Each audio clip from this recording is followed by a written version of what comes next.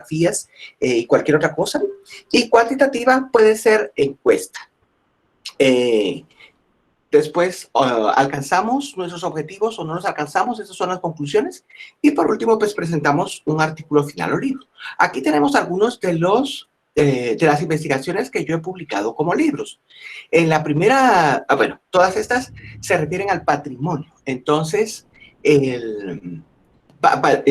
más o menos de lo que les voy a conversar. Aquí tenemos otras investigaciones en las que he colaborado. No todas son de la San Carlos. Pueden ver que hay una de la Café y otra del CACIF.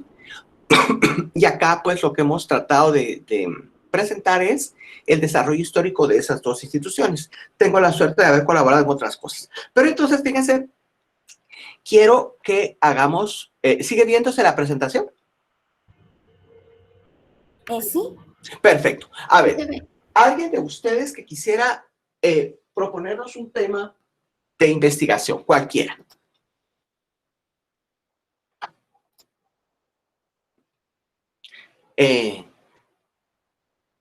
Melissa Pineda, que nos diga un tema cualquiera.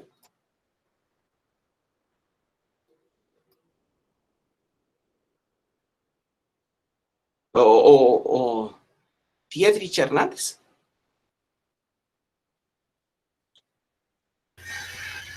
Puede ser así como el de cómo se forman los rayos.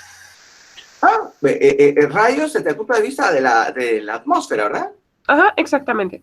Fabuloso, bien. Entonces, bueno, como esto pues ya está investigado, pero bueno, no importa. A ver, entonces es solamente para que veamos un ejemplo de cómo elaboramos nuestra pregunta de investigación.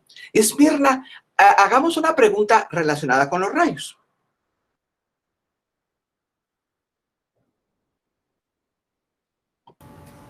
¿Podría ser qué factores naturales intervienen en ellos? Excelente.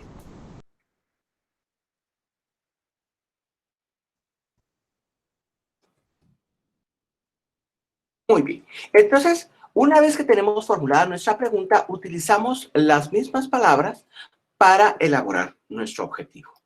Y lo único que hacemos es colocar un verbo en infinitivo. Algunas corrientes proponen el verbo ya como un punto alcanzado. Entonces, aquí podría ser determinado. Los factores naturales que intervienen en la formación de los rayos. ¿Se dan cuenta? Es muy sencillo. Este proceso es el que se usa en toda investigación. Puede ser, pues aquí utilizamos un ejemplo bastante simple sobre la atmósfera, ¿verdad? Pero así hace usted su tesis de maestría, de doctorado, a partir de preguntas. Entonces, eso es lo que nosotros hacemos al principio de nuestra investigación. Luego, como les decía, en mi caso, yo voy al Archivo Histórico Arquidiocesano, eso está en la Catedral de Guatemala, y uno analiza la información que aparece allí almacenada. Entonces, por ejemplo, aquí nos dice primeramente cuántos bienes y ¿cuánto tienes y percibes de sínodo por el curato que administras? Mire usted, entonces está preguntándole cuáles son los ingresos al sacerdote. De aquí sale información muy valiosa. También podemos usar el Archivo General de Indias en Sevilla, que tiene un servicio electrónico. Entonces, mire, este, por ejemplo, era una confirmación de encomienda en Chiquimula. Está fechado en 1666. Y entonces aquí, mire, usted lee la información. Ojo, no todo lo de Guatemala está digitalizado. Entonces, porque pues Guatemala era para España una provincia muy pequeña y entonces, aunque la documentación es abundantísima, no toda está digitalizada. Entonces, si usted ya quiere consultar algo específico y no está digital, pues no hay otra opción que viajar hasta allá. También consultamos los archivos parroquiales. Aquí tenemos un archivo parroquial que puede notar usted, los documentos están sumamente deteriorados, muy dañados. Esto es por el tipo de tinta que se usó en el siglo XVIII y luego las inclemencias del tiempo, ¿verdad? No se han conservado con mucho cuidado. Hay un archivo muy bonito que está muy bien, que es el de Salamá. Ese se encuentra realmente muy bien. También en la Hemeroteca Nacional, pues uno consulta periódicos antiguos. Aquí puede ver usted que este es el boletín oficial de septiembre 1 de 1834. Y aquí pues es muy fácil porque pues uno ya lee tal cual, ¿verdad? En este caso yo estaba buscando información de Chiquimula y aquí aparece, mire. Otro periódico, este es de 1888, el Diario de Centroamérica, y la noticia de Chiquimula que a mí me interesaba, mire. También podemos buscar otro tipo de archivos. En este caso es el archivo del cementerio de Salamá, que estaba, también puede notar usted que los documentos estaban pues muy descuidados. Aquí simplemente fui a comprar folders, bastantes folders, para poder proteger en la medida de lo posible, y después volvimos a guardar en el archivo, en el archivador donde ellos tenían el material, pues porque el material pertenece a la institución. También encontramos algunos archivos institucionales. Este es el de una escuela de Chiquimula y está, pues este estaba bastante bien. La directora tiene un espacio muy adecuado para conservar los documentos antiguos. Entonces, estos son los recursos a los que podemos, en los que podemos encontrar información. Colecciones particulares, hay gente muy bonita, muy linda que le presta a uno sus colecciones, ¿verdad? Sus libros. En este caso, pues era un álbum gráfico de Jorge Ubico. Este es otro libro sobre Chiquimula.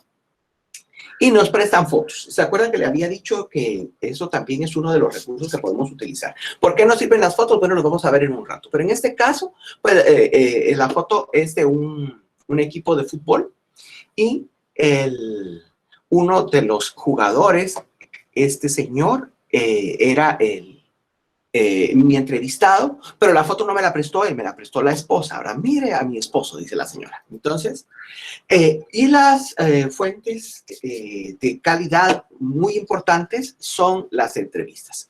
Aquí tenemos informantes clave en Salamá. Entonces, don Cristóbal Rey es un profesor que además ha conservado mucha información sobre su ciudad. La profesora Rubí Fernández de Moya, igual, tenía muchos datos. Y don Francisco Guzmán es lo que podríamos llamar el cronista de la ciudad. En el cementerio obtuve información gracias a este joven que me dio datos importantes sobre los personajes enterrados y algunas prácticas, ¿verdad?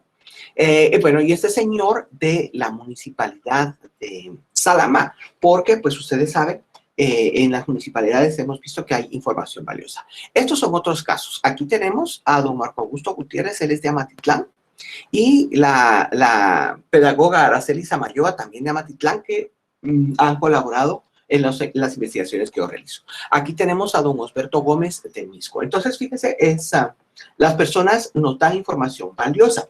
Por decirles algo, hay casas que son patrimoniales muy valiosas, pero que no aparecen en ninguno de los archivos. ¿Por qué? Porque su familia no eran ni de sacerdotes, ni de políticos, pero eran empresarios, eran artistas. Entonces, ¿quién nos da esa información? Los entrevistados. No aparecen los archivos, no aparecen los periódicos. En todo caso, en el periódico puede aparecer destacado artista de Mazatenango. Sí, pero no nos dice cuál era su dirección y cuál era su casa, ¿verdad? Porque eso no aparece en los periódicos. Entonces, los informantes para mi trabajo son fundamentales. Y aquí tenemos una foto, bueno, no tan antigua, pero ya es una foto del pasado. 1962, aquí puede ver usted una estructura, tiene su torrecita, su muro, sus ventanas. Aquí está la misma estructura en 1985. Este es el Colegio Amigos en la ciudad de Chiquimula. Y esta es la fotografía que yo tomé en 2017. Se da cuenta que del 85 para el 2017 no cambió nada, pero del 62 al 85 sí tuvo modificaciones. Por eso les decía que las fotografías son tan importantes. Mire este otro, por ejemplo. Esto también es en Chiquimula. Aquí está el depósito de licores que funcionó como guardia de Hacienda. La foto es de 1961. Esto salió publicado en Prensa Libre. Y entonces usted puede ver la hermosa estructura que era. Y estaba en excelentes condiciones. Fue demolida para levantar esta estructura. Una estructura interesante, no es que sea malo el edificio. Lo malo es que le pusieron esto, pero puede ver aquí que esto corresponde a la corriente funcionalista. Mire usted la pared hecho con blocks, pero de canto, de manera que pueda entrar el aire, porque acuérdense que Chiquimula es una población calurosa. Aquí tenemos una foto muy bonita. Esta es la municipalidad de Chiquimula. Fíjese, en los documentos encontré que ya para 1836 se había empezado la construcción, pero por todas las guerras que afectaron a Guatemala entre El Salvador y entre Honduras, El Salvador y Guatemala, la pobre Chiquimula nunca podía terminar su edificio municipal.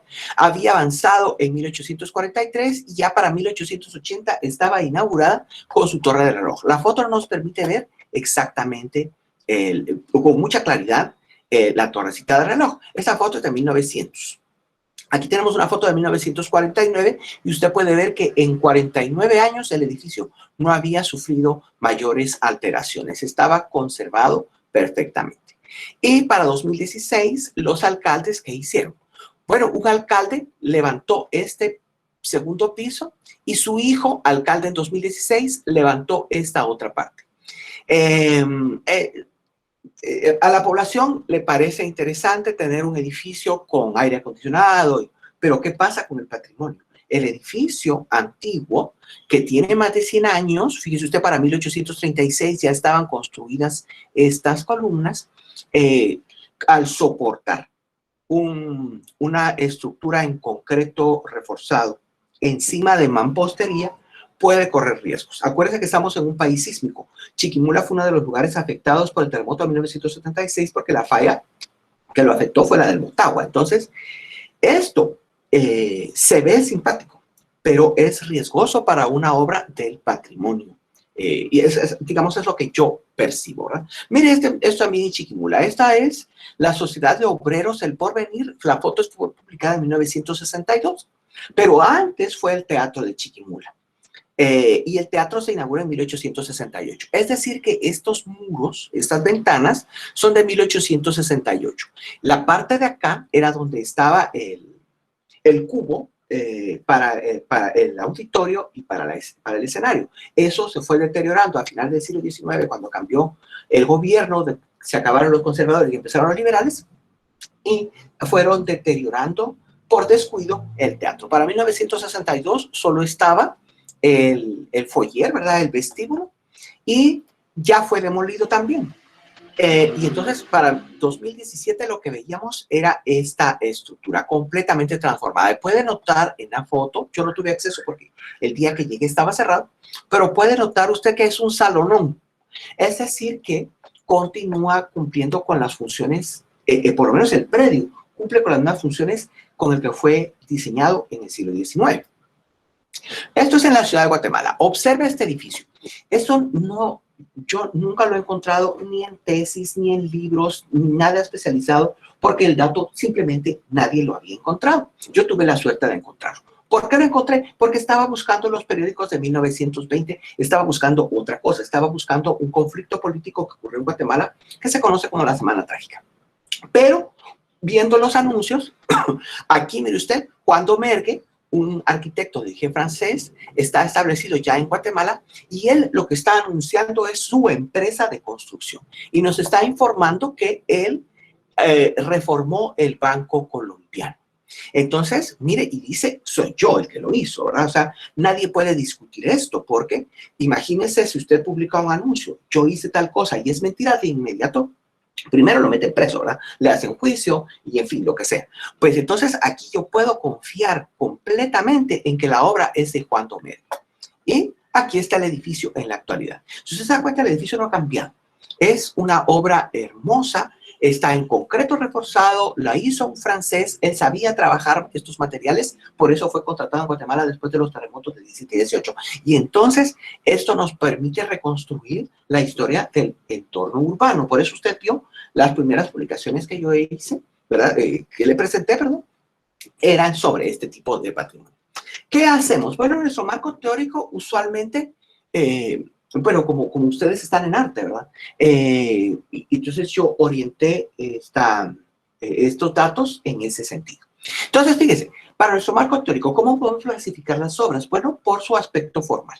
Entonces tenemos el Renacimiento, que es el primer estilo arquitectónico que llega a Guatemala con sus elementos clásicos. Aquí tenemos la obra de San Agustín, esto está en el Antiguo Guatemala, obra de Juan Pascual y José de Porres, de 1657. Observen una retícula perfecta, miren.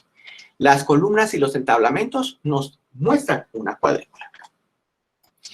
El manierismo cambia. En el manierismo se usan los mismos elementos, pero la retícula ya no es perfecta. Hay que analizar la obra.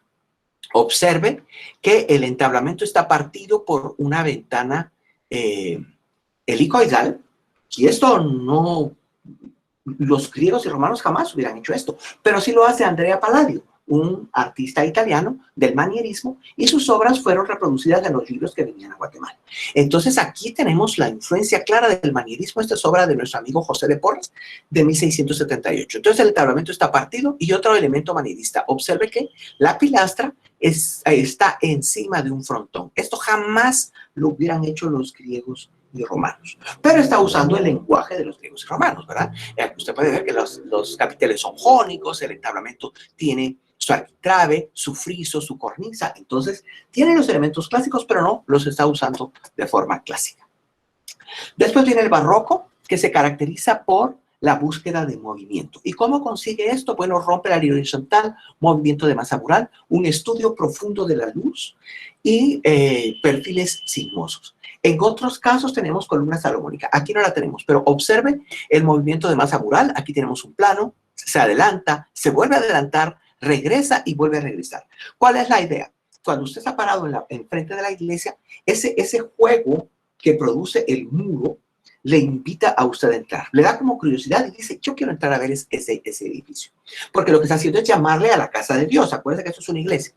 Luego, observe la cantidad de columnas, y todas están separadas del muro, porque lo que está haciendo el arquitecto o arquitecta que hizo esta obra es analizar la luz y utilizarla como recurso para que usted se sienta interesado en entrar al edificio.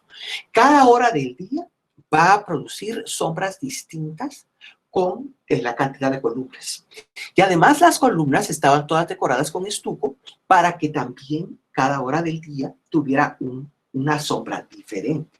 Ahora, si usted mira el edificio de noche, acuérdese que en ese momento no hay energía eléctrica, entonces tenía que usar antorchas, y entonces el reflejo de la luz entre tanta columna, cada una decorada con el estuco, producía efectos visuales que provocaban esa misma inquietud por entrar al edificio. Este es un estudio de lo más detallado, de lo más dedicado, prolijo, en cuanto al barroco que existe en toda América. O sea, este edificio podría estar en Roma, podría estar en París, porque es un estudio de muy alta calidad. Esto fue hecho en 1728, también está en la antigua. Después continuamos con el ultrabarroco, y acá las columnas o pilastras pierden su aspecto tectónico, se vuelven puramente decorativas. Y usted recordará que el paradigma del ultrabarroco es la pilastra serliana. Esta la utiliza Diego de Porres. Esta es en Santa Clara, construida entre 1730 y 34. Observe la pilastra. Si esto de verdad soportara el techo, ¿verdad?, se fractura aquí, acá, acá, o en todos los puntos, porque son muy delgados para soportar un edificio. Entonces, ¿qué es lo que nos está diciendo visualmente esto? Bueno, que la obra, como es una iglesia, la sostiene Dios. Entonces, no importa qué tan frágiles sean sus columnas, qué tan frágiles sean los siervos de Dios, ¿verdad? Dios soporta su iglesia. Bueno, pues si además tiene decoración con imágenes, eso podríamos trabajarlo otro día. Después aparece el neoclásico, llega el neoclásico a Guatemala y vemos las obras imitando el repertorio clásico, ¿verdad? Imitando a los griegos y romanos. Mire usted, un frontón y sus columnas.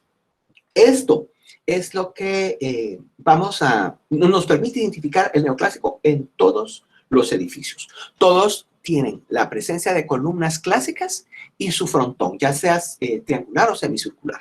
Entonces, usted puede ver que esto se repite en Quetzaltenango, se repite en Quiché, ¿verdad? Porque el neoclásico es muy, diríamos, fácil de identificar, porque la gracia del artista del neoclásico es que logra imitar lo mejor posible a los griegos y romanos. Esta es obra de Santiago Marquín, inaugurada en 1845. Después aparece el historicismo. El historicismo es la construcción de obras para que parezcan más antiguas de lo que son. Aquí tenemos el Palacio Nacional, que es una de las obras historicistas más simpáticas de Guatemala. Esta es una obra de Rafael Pérez de León y Enrique Riera, con los otros artistas que participaron en su decoración, pero realmente Rafael Pérez de León tenía un proyecto diferente para el Palacio Nacional. Él lo que quería era una obra que en su momento era moderna, en Art Deco. Pero ¿qué pasó? Don Jorge Ubico, que era el que estaba patrocinando la obra, ¿verdad?, que era el presidente, dijo, no, yo quiero esto, y le enseñó a don Rafael Pérez de León, que también había estado en España, esta postal. Este es el Palacio de los Condes de Monterrey en Salamanca, obra de Rodrigo Gil de Ontañón de 1539. Es una obra del siglo XVI y don Jorge le dijo, yo quiero esto para el Palacio Nacional. Y pues también don Rafael había estado en España, se casó con una española, Enrique Riera era su cuñado y se vino para él. Entonces, él nos crea esta obra, mire usted, inspirada en el edificio anterior. Entonces, pero esto es concreto reforzado. Es completamente asísmico. Para el terremoto del 76 no le pasó nada, pero absolutamente nada al edificio, porque está diseñado de manera que los volúmenes juegan al momento de la onda sísmica. Entonces, son bloques. Este es un bloque, la parte central. Este es otro bloque y las torres son bloques separados. Entonces, cuando pasa la onda sísmica, no fractura el edificio. En cambio, sí. ¿Qué estilo dijo que quería Pérez de León? Pérez de León, Art Deco. Lo vamos a ver en un momentito, no se preocupe. Entonces, fíjese, ¿cómo se llama? La obra es del siglo XX, pero parece del siglo XVI. Entonces, es una obra historicista. También llegó el modernismo, que el modernismo se basaba en el uso de los materiales modernos, que es la utilización del hierro y el vidrio, y con decoración que integra la naturaleza. Aquí tenemos un edificio en la zona 1, es el edificio Fénix, inaugurado en 1920, el 14 de septiembre de 1920, pero lamentablemente no aparece el nombre del arquitecto. Aquí vemos el rostro femenino y puede ver usted cómo se le ensortija el cabello y cómo las plantitas, ¿verdad? Esto representa hojas de vegetación, se mezclan con el rostro. Y aquí puede ver usted lo mismo. Este es un excelente ejemplo del modernismo. Y igual, ¿verdad? Esta casa tiene compañeritas en Madrid, en París, en Barcelona, porque es el estilo que estaba en boga en Europa en ese momento y se traslada a Guatemala. Bueno, y aquí está el Art Deco del que hablaba la señorita hace un momento. Fíjese, por favor, esta es obra de Roberto Cordón, Rafael Pérez de León, Carlos Malau y Manuel Moreno Barahona de 1937. Observe, esto era lo que estaba de moda, lo que era moderno en 1937. Observe que todo está geometrizado. Aquí efectivamente están las columnas de la estructura, mire, pero el artista, el arquitecto las destaca y las decora. Aquí puede ver que tiene unos volúmenes circulares para hacer la obra decorada y está recurriendo a los mismos elementos que usaba el barroco, usar la luz y sombra. ¿Cómo lo usa? Mire los casetones aquí. Eso hace que no nos parezca un muro simple, sino que lo vemos con decoración y es armónico. Estos artistas, todos, utilizan la proporción áurea. Todos hasta aquí han usado la proporción áurea porque saben que es lo que para nuestro cerebro representa la belleza. Entonces está el manejo de las ventanas, si usted puede ver, de los volúmenes y los vanos, y el balcón. En la foto, pues, debería haber puesto otras para que vieran más ejemplo del Art Deco, pero si no, se nos acaba la mañana. Entonces, después aparece el funcionalismo, y el funcionalismo es otra cosa diferente. Aquí se pierde la decoración, se pierde la proporción áurea. Aquí lo que importa es la utilidad, el bajo costo y que no refleja ninguna cultura. Este es un ejemplo, es el Instituto Guatemalteco de Seguridad Social de Jorge Montes y Roberto Aycinena de 1959. Observe, esto es solo un montón de ventanas, ¿verdad? La ventana, sin decoración, sin análisis de la cultura que representa. No. Este edificio puede estar aquí, en México, en San Salvador, en cualquier parte del mundo, no por su belleza, sino porque no tiene personalidad.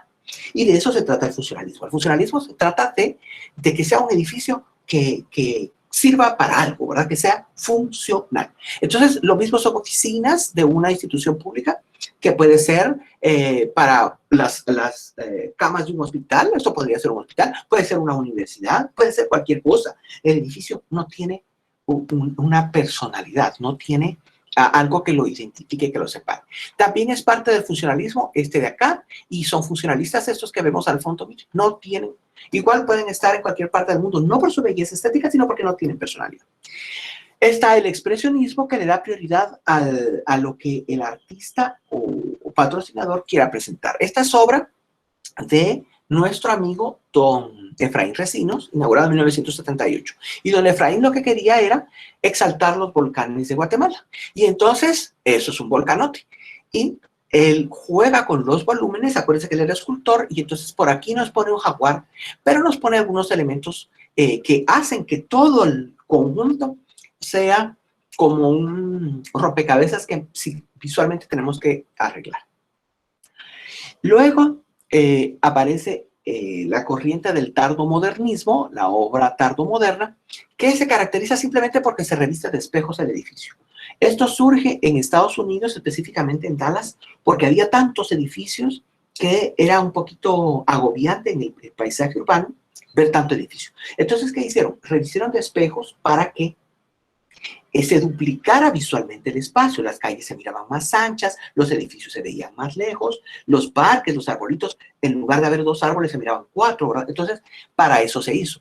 En Guatemala eso no era necesario porque no había tantos edificios, pero dijeron, eso está de moda, queremos que se vea así nuestro edificio, y entonces aquí tenemos la obra de Rafael Tinoco, Juan Lacap, Carlos Heusler y Moisés Benchoam con Luis Valenzuela en 1978, el centro financiero. Mire, y entonces está completamente vestido de espejos.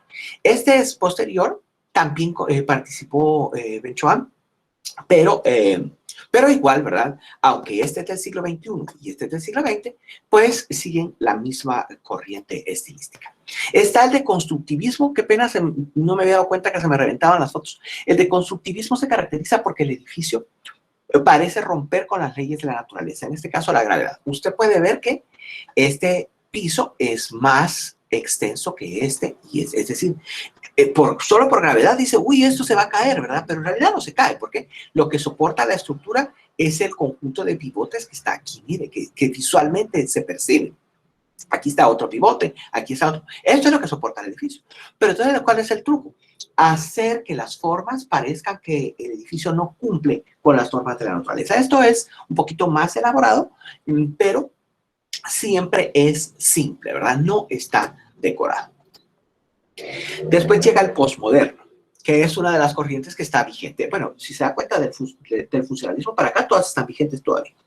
El posmoderno, que lo que nos propone es que identifiquemos el uso del edificio desde que lo veamos y que tenga personalidad, que nos demuestre el contexto cultural. Este es el Museo Ixchel de Adolfo Lau y otros colaboradores, inaugurado en 1992. Observe esto que está aquí. Esto que está aquí está hecho con ladrillo, pero es el diseño Rupán Plato del huipil ceremonial de Comalapa. O sea, esto no puede estar en El Salvador, esto no puede estar en México, no puede estar en Perú. ¿Por qué? Porque el Rupán Plato es característico de Comalapa. ¿Y a qué se dedica el edificio? A exhibir diseños textiles mayas. Entonces, el edificio de entrada nos está diciendo, usted lo que viene a ver aquí son obras de textiles mayas. De eso se trata el Museo Ixchel. Y entonces es un excelente ejemplo del posmodernismo. Esto no puede estar en otra parte del mundo, solo puede estar en Guatemala. Y no debería estar en la capital, ¿verdad? Debería estar en Comalapa. Pero bueno, el museo está aquí. Entonces, fíjese usted, eso es, digamos, lo que pretende mostrarnos el arquitecto desde que miramos la obra. Entonces le voy a poner aquí solo un ejemplo para que no se aburra demasiado. Aquí vemos el ejemplo de Salamá. Entonces, fíjese, Salamá, mire usted las calles que tiene. O sea, usted mira el plano del antiguo Guatemala o del centro histórico de la ciudad de Guatemala y ve que el diseño no es así, ¿verdad? Es reticular, como el Renacimiento, porque la traza reticular es del Renacimiento. Entonces, ¿qué pasa? Pero puede ver que en la parte central de la ciudad sí hay como una retícula. ¿A qué se debe esto? Bueno, Salamá era una ciudad Achi, para población indígena Achi. No era ciudad, al principio era pueblo, y era muy pequeña, ¿verdad? Tenía muy poca población. Conforme se fue extendiendo, pues se fueron construyendo más cosas, ¿verdad? Pero entonces, ¿por qué tiene estos terrenos? Muy sencillo, porque eran campos de cultivo y corresponden a al estrato social al que pertenecían los señores Achi que tenían esos terrenos. Es decir, esta persona con este terrenón tenía más importancia social que esta persona de aquí con un terreno más pequeño. Así de simple. La jerarquía social Achi fue respetada en esta ciudad y en el trazo urbano de la ciudad. Bueno, ahora tiene categoría de ciudad, pero originalmente era un pueblo Achi. Entonces, eso lo podemos encontrar en los archivos. Aquí tenemos algunos ejemplos, ¿verdad? El Puente de la Libertad fue inaugurado en 1845, pero sobre bastiones antiguos. Quiere decir que el puente existía desde mucho antes. Fue reparado varios años, en 1920 se le cambió el techo y se le quita, se le da el nombre de la Libertad después de la Semana Trágica de 1920. Se le construye el Parque de la Libertad en 1943 y fue reparado en 1991. Aquí tenemos unas fotos que nos proporcionó el fotoestudio Alex. Puede ver usted que esta foto es de mediados del siglo XX, es decir, que más o menos es de la época en que se inaugura el Parque de la Libertad. Esa es una ampliación de la foto. Y aquí tenemos otras. Mire, esta en 1952 se construyó el puente para automotores, para carros y camiones. Mire, que es el que sirve todavía de ingreso a la ciudad de Salamá. Aquí tenemos otra foto y mire usted el puente. Por eso le decía que lo de las fotos es tan importante. Aquí está de 1967 y está el puente que sirve para los vehículos en la actualidad. Otra vez el puente nuevo, que ya vimos que fue inaugurado en el 52. Y como fotografié yo en el 14, perdón. Esta foto será del 14 o del 15. El Puente de la Libertad. ¿Miren? Bueno, ¿qué cosas tiene Salamá? Es una ciudad fabulosa. O sea, cada ciudad de Guatemala tiene cosas fabulosas para contar. Y cada calle, si usted camina y observa en los lugares históricos, le van a permitir descubrir cosas bonitas. Aquí tenemos el parque de Salamá, titulado o bautizado con el nombre de Miguel Ángel Asturias, pero originalmente era parte del atrio. En 1816 todavía tenía 3 de sus capillas poses y ya funcionaba como mercado. En 1895 se le construyó un kiosco, se le puso el nombre de Justo Rufino Barrios, probablemente en 1935, que es cuando colocaron este busto. Perdón, ahora ya no está en el parque, sino que está frente al organismo judicial, y se remodeló en 1998. Aquí tenemos una foto del kiosco de los años 30. Otra foto, mire, puede ver el kiosco, puede ver a Rufino Barrios acá, y la iglesia al fondo. Otra vez lo mismo, con bancas diferentes, esto. En el año 67, cuando construyeron este kiosco de aspecto funcionalista, mire usted. Y en el 67, que se fundió el busto de Miguel Ángel Asturias, obra de Galeotti Torres. Aquí tenemos el aspecto más reciente. Perdón, fíjese que este no es de Galeotti Torres. Esto es de Guillermo Grajeda Mena. Perdón. Es que he estado haciendo otra presentación, pero bueno. Y el aspecto más reciente, en el 2012 construyeron este escenario, esta concha acústica. En el 2011 construyeron el monumento al maestro, que es una cosa interesante, ¿verdad? Como la puerta a la sabiduría, al conocimiento, gracias al paso del magisterio. La municipalidad, desde 1816, y en 1920 ya tenía su pórtico. Fue demolido en 1954 y ya estaba concluido en 1968. Aquí tenemos una foto, pues se nos ve un poco borrosa porque es de un periódico de 1967, como estaba ya la municipalidad. Aquí tenemos una foto de 1954 cuando la están demoliendo, la de 1816. La verdad, da un poco de tristeza a estas alturas, pero bueno, ¿qué se va a hacer? Y otras escenas de lo mismo. Y vea usted la torre del reloj que con piedrecitas le hicieron la inscripción, 1963. Aquí están algunos de los contrapesos. Lamentablemente el reloj está dañado todavía. La agencia bancaria, obra de Carlos Heusler, mire usted, es uno de los arquitectos funcionalistas más importantes de Guatemala y actualmente es sede de Ban Rural. Mire cómo era la estructura. Como Salamá también es cálido, dejó Heusler aquí un espacio abierto, un vestíbulo, para que el aire circulara y la gente pudiera, pues, refrescarse al momento de entrar al edificio.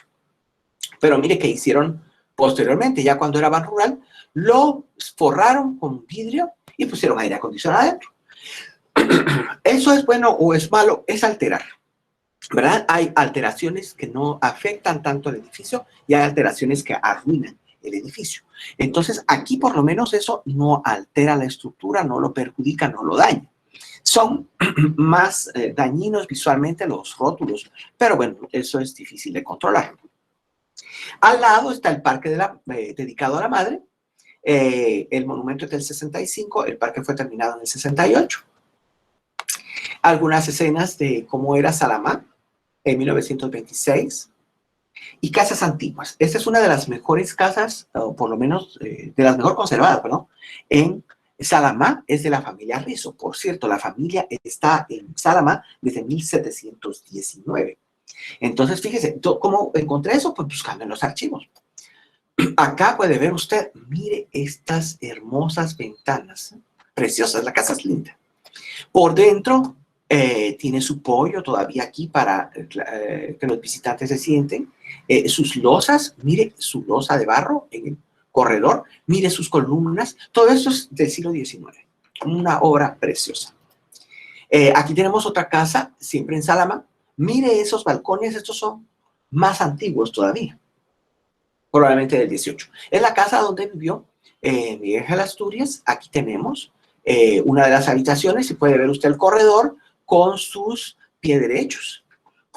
Y puede ver incluso los dinteles de madera y en fin, ¿verdad? Con monumentos, perdón, placas conmemorativas en algunas casas. El Parque Navidad. El Parque La Unión, bueno, después de ser Parque Navidad se convirtió en Parque La Unión y de último en Parque La Infiesta. Es realmente una cuchillita muy pequeña, pero es el parque dedicado a don Francisco La Infiesta, un liberal importante para Salamá.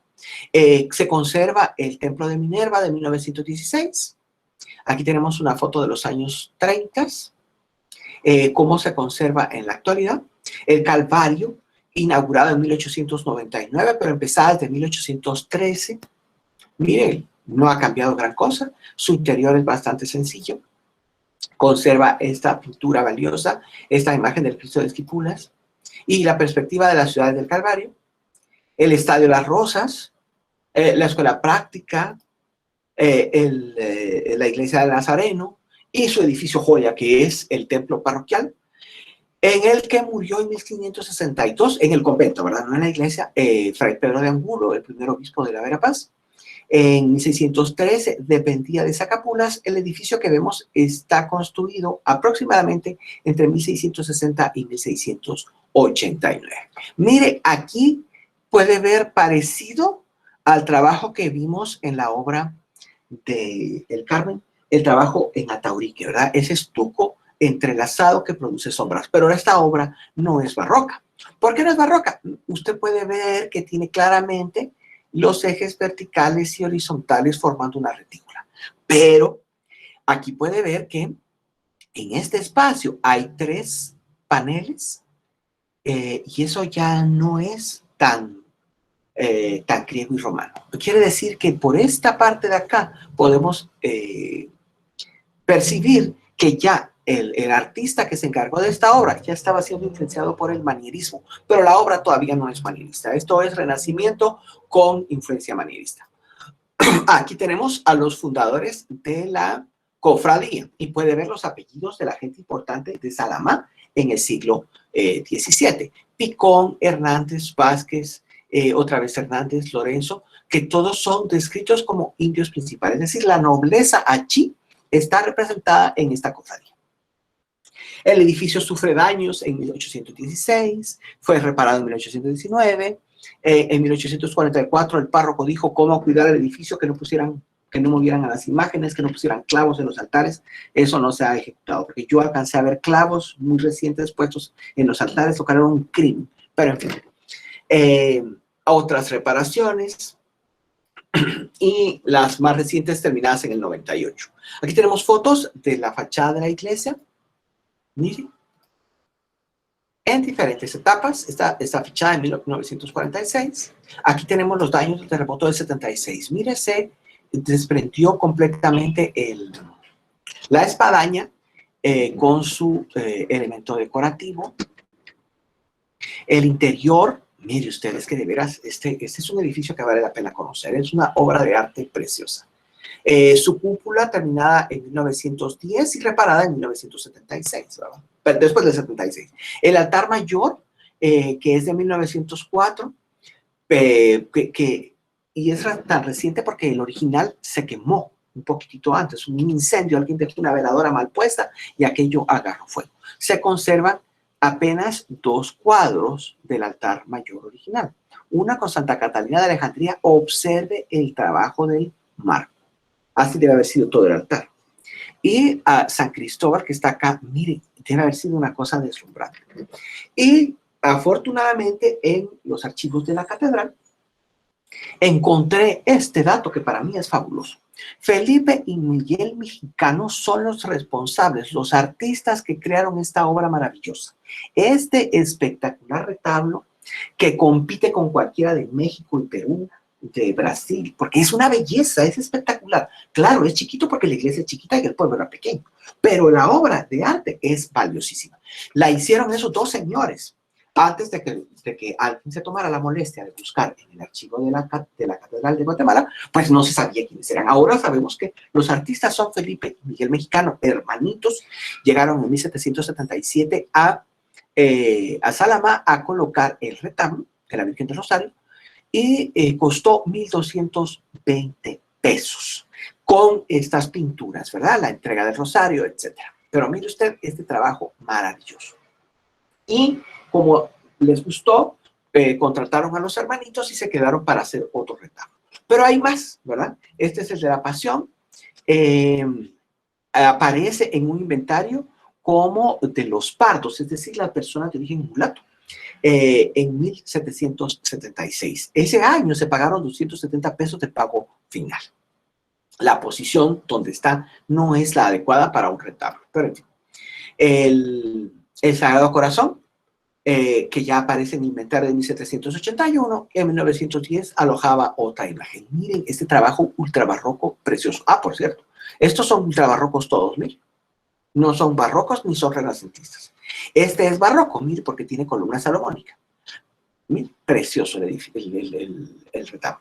Ah, y está hecho de 2 partes. Este es un añadido posterior a esta otra parte de la estructura. Este está reportado en 1781. Este es Nuestra Señora del Carmen. Aparece ¿cómo se llama? Hasta el inventario de 1910. Pero no significa que no estuviera antes. Y es barroco salomónico, mire. Este es ultra barroco también, mire.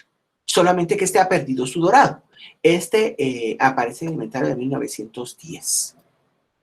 Este sí fue hecho para Salamá. Aparece en los reportes, en los datos de 1738. No dice lamentablemente quién eran los artistas que lo estaban haciendo, ¿verdad? Pero mire usted, conserva todavía su pintura roja y su dorado. Acuérdense que esto se hace con oro. Este es del siglo XVII, estaba en el Camposanto y lo trasladan al interior. En 1781 lo meten a la iglesia. Pero mire, esto es Renacimiento todavía. Mire ese tipo de columnas. Claro, después le hicieron esta vidriera, ¿verdad? Que arruina el retablo, pero protege las. Y mire una cosa maravillosa. Tiene una escultura y las imágenes están pintadas. Entonces aquí tenemos a la Virgen, aquí está San Juan y aquí está Santa María Magdalena llorando, pero ellas son pinturas, mientras que Jesús es escultura. Mire ese trabajo precioso. Este es de la Virgen de Concepción, fechado en 1858, no nos dice el nombre del autor. de la Virgen de Dolores, que aparece a la imagen de la Virgen fue tallada en 1775. El retablo aparece reportado en 1778. El compañerito del otro retablo que vimos hace un rato, Nuestra Señora de Lourdes, y que pues vertió sus pinturas originales en la parte inferior, en el primer cuerpo. Y el otro de los hermanos mexicanos, fechado 2 años después, el de San José, con estas pinturas, ¿verdad? La de Egipto, desposorios, etc. Pero mire ese trabajo ultrabarroco maravilloso. Acuérdense que el ultrabarroco no es la cantidad de decoración. El ultrabarroco es porque los apoyos no tienen aspecto tectónico. Y otra de las maravillas de esta iglesia es el púlpito, colocado en 1786. En el 1805 se le dieron retoques, pero no sabemos tampoco el nombre de su autor. Mire esa belleza, es que de veras vaya a Salamá y visite, conozca esto. Hay muchas iglesias hermosas en Guatemala, pero de las que no debería uno dejar de ver en Guatemala están Salamá, San Jerónimo, San Cristóbal Acazahuaslán, San Cristóbal Totonicapán, San Francisco el Alto y yo creo que ahí estamos. Pero es que de veras esto vale la pena visitarlo. Mire usted. Sus confesionarios, en fin. Entonces, es que aquí les iba a platicar un poquito de Mazatenango. Me voy a pasar a las fotos, solo para que mire, porque aquí el trabajo que se pudo hacer era un poco diferente. Esto es sobre el terremoto de 1942 en Mazatenango. Pero mire, por ejemplo, aquí tenemos la arquitectura que predominaba en 1875. Mire, esto es interesante porque tenemos bajareque con palma. Y por supuesto las casas de mampostería con teja, ¿verdad?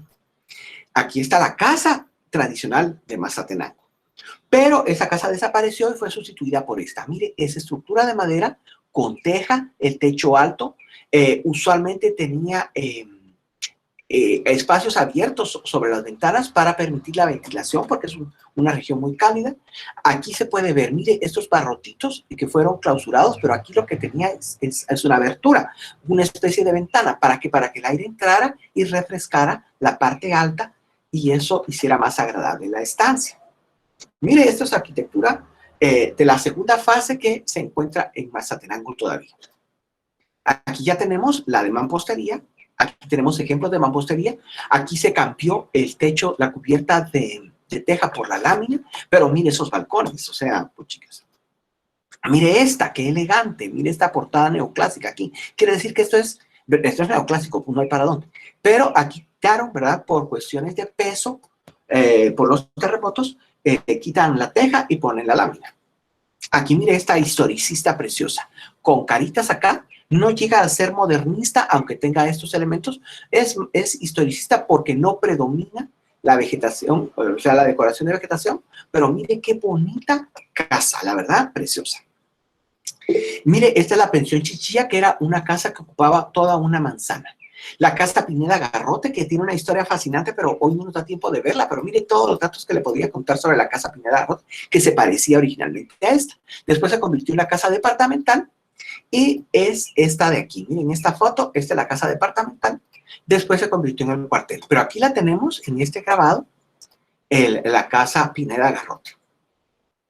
Bueno, y era de una señora Pineda. El marido, cuando la señora murió, le pagó al señor Garrote para que alterara el testamento. Y entonces el marido le pagó al Garrote, al abogado Garrote, con la casa por alterar el testamento, y que entonces el viudo se quedó con todas las fincas de la señora. Mira, una historia así de telenovela, olvídese, ¿verdad? Pero bueno, esta era la casa, mire, y después fue demolida en el gobierno de Jorge Ubico, y con eso, en ese mismo predio se levantó este cuartel. Ahora es centro cultural. La casa Oaxaca, que estaba a la par, es esta, mire. Esta no tiene una historia tan trágica, ¿verdad? Pero es la casa Oaxaca. Y ojo, Mazatenango, igual que Salamá, era una población indígena, era un pueblo indígena. Entonces Mazatenango tenía población quiché. ¿Qué pasó? Lo mismo que en Salamá. Las epidemias fueron diezmando a la población indígena, y entonces los ladinos, pero de origen criollo, ¿verdad? Pues los criollos se fueron apoderando de las casas del centro. Entonces, aquí, por eso es que La Pineda, yo sospecho que era la casa de la élite del gobernador indígena, que su apellido fue castellanizado en Vázquez. Pero bueno, aquí está la casa de Oaxaca, mire usted, muy linda. Después ahí se construye el palacio, la municipalidad, que es este edificio. Aquí tenemos otra foto de la municipalidad. Mire qué bonito era el edificio. Y don Jorge Ubico decide demoler eso y construir este nuevo edificio que usted puede ver en Mazatenango. Mire. Y entre los elementos simpáticos que tiene es esto, mire, y uno puede preguntarse, bueno, ¿y eso por qué? Esta obra es de Rafael Pérez de León, el mismo que hizo el edificio del Palacio Nacional y el edificio de la Sanidad que vimos en las fotos anteriores. ¿De dónde sacó Rafael Pérez de León esto? Muy sencillo, en 1936 se había realizado la Olimpiada de Berlín y esa fue transmitida en todos los cines de Guatemala, ¿verdad? Entonces, esta es lo que sirve de modelo para esto, Michi. Y entonces usted pasa por la municipalidad de Mazatenango y tal vez ni caso le hace a todo esto. Bueno, por cuestión de tiempo, yo concluyo acá. Si ustedes tienen alguna ¿cómo se llama? Alguna inquietud, por favor, háganmelo saber, para eso estamos. Doctor, muchas gracias por su apoyo, excelente conferencia. Chicos, les agradezco mucho su tiempo, pero fíjese que nos tenemos que retirar porque ellos tienen clases justo ahorita a las 9. Ay, Entonces, qué pena. Bueno, entonces, muchas gracias. Ya saben que estamos para servirles y cualquier cosita, solo me avisan otra vez. Gracias. gracias. Gracias. Gracias, muchas gracias. Adiós. Gracias. Muchas gracias. Gracias. Muchas gracias, Pasa buen un feliz día. día.